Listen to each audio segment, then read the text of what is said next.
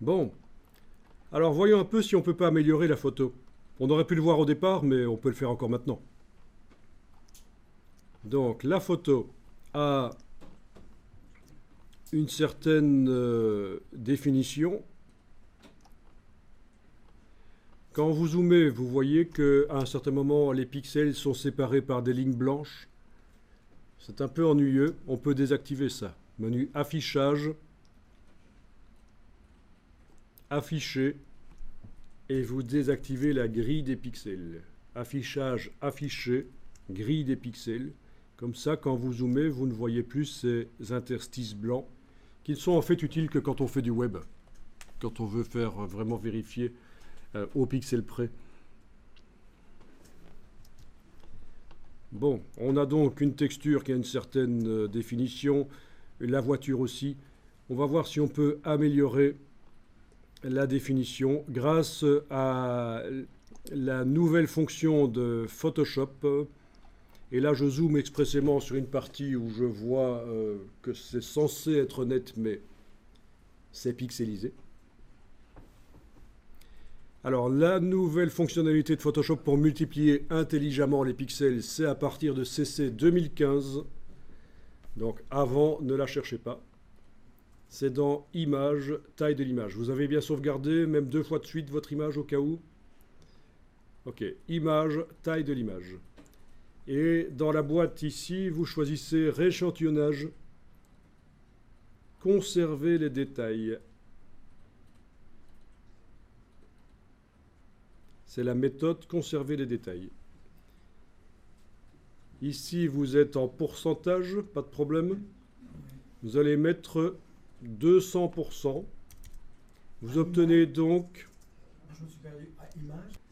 J'obtiens donc combien de fois plus de pixels si je mets 200? Ben 2.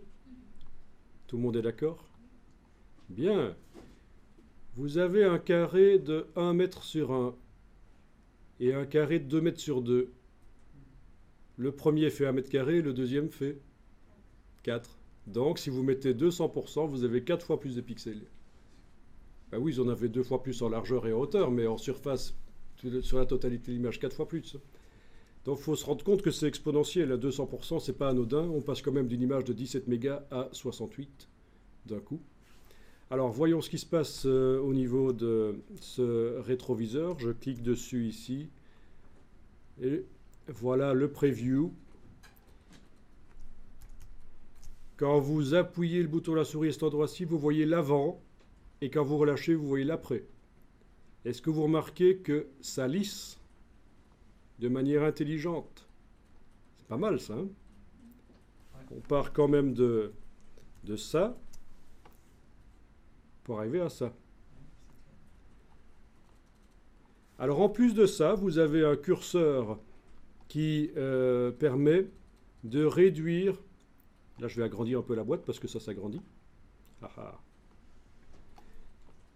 Vous avez un curseur qui permet de réduire le bruit, c'est-à-dire si vous avez des images JPEG avec des artefacts, du grain ou quoi, vous pouvez augmenter le curseur réduction de bruit et ça va lisser. Voilà, c'est pas génial ça, on voit l'avant-après. Hein. Oui, là aussi sur le rétroviseur, il y a un peu de détail qui s'en va.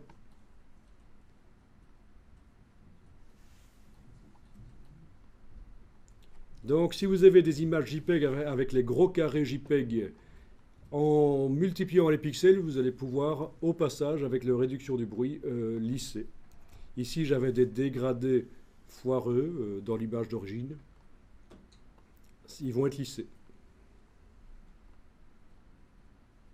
C'est pas génial, ça, si, quand même. Hein. J'ai déjà dit, c'est pas génial. Donc, c'est pas génial du tout, non, c'est pourri. Allez, on clique sur OK. Et donc là, j'obtiens 4 fois plus de pixels et une image avec plus de détails.